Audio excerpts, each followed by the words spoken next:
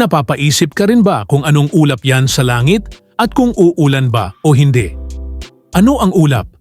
Ang ulap ay para lang usok na nakikita natin sa langit.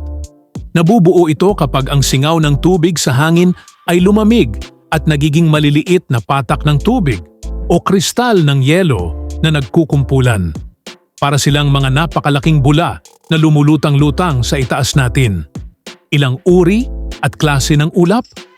Mayroong 10 pangunahing uri ng ulap na inuuri batay sa kanilang hugis at kung gaano sila kataas sa kalangitan.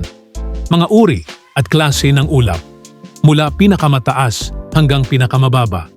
Narito ang paliwanag sa iba't ibang uri ng ulap mula sa pinakamataas hanggang sa pinakamababa. Mataas na ulap, 6,000 metro pataas. Ang mga ulap na ito ay gawa sa mga kristal ng yelo dahil napakalamig sa taas na ito. Cirrus, ito ang mga payat, puti at parang hibla ng buhok na ulap. Kadalasan silang tanda ng magandang panahon. Pero kung kumakapal sila, maaring senyalis ito ng pagbabago ng panahon. Cirrocumulus, maliit, bilog at parang kaliskis ng isda ang mga ulap na ito na nakaayos sa mga hilera. Bihira silang makita at nagpapahiwatig ng malamig na panahon. Cirrostratus, manipis at parang kurtina ang mga ulap na ito na sumasakop sa halos buong kalangitan. Minsan, lumilikha sila ng bilog na halo sa paligid ng araw o buwan. Maaaring senyales din ito ng pag-ulan sa hinaharap.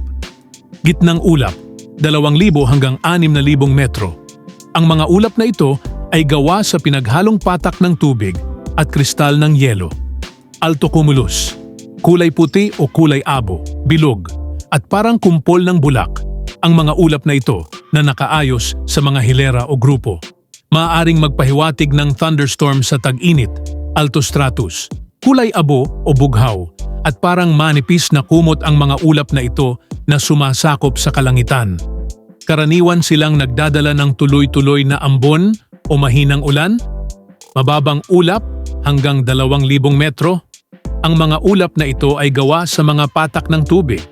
Stratus, mababa, kulay abo, at parang ulap-usok ang mga ulap na ito na sumasakop sa buong kalangitan. Madalas silang nagdudulot ng ambon o hamog. Stratocumulus, kulay puti o kulay abo, at parang kumpol-kumpol na ulap na may malinaw na agwat sa pagitan. Karaniwan silang nakikita sa hapon at hindi nagdudulot ng malakas na ulan. Nimbostratus, maitim, kulay abo, at makapal ang mga ulap na ito na sumasakop sa kalangitan. Nagdadala sila ng tuloy-tuloy at matagal na ulan o niyebe. Vertikal na ulap, iba't ibang taas. Ang mga ulap na ito ay lumalaki ng patayo at maaaring umabot mula sa mababang antas hanggang sa mataas na antas ng atmosfera. Cumulus, puting ulap na parang bulak na may patag na base at parang bulaklak ng cauliflower sa tuktok. Nagpapahiwatig sila ng magandang panahon. Cumulonimbus, ito ang mga malalaki at matataas na ulap na mukhang mga bundok. Ito ang mga ulap ng bagyo na nagdadala ng malakas na ulan, hulog, kidlat, at minsan ay buhawi.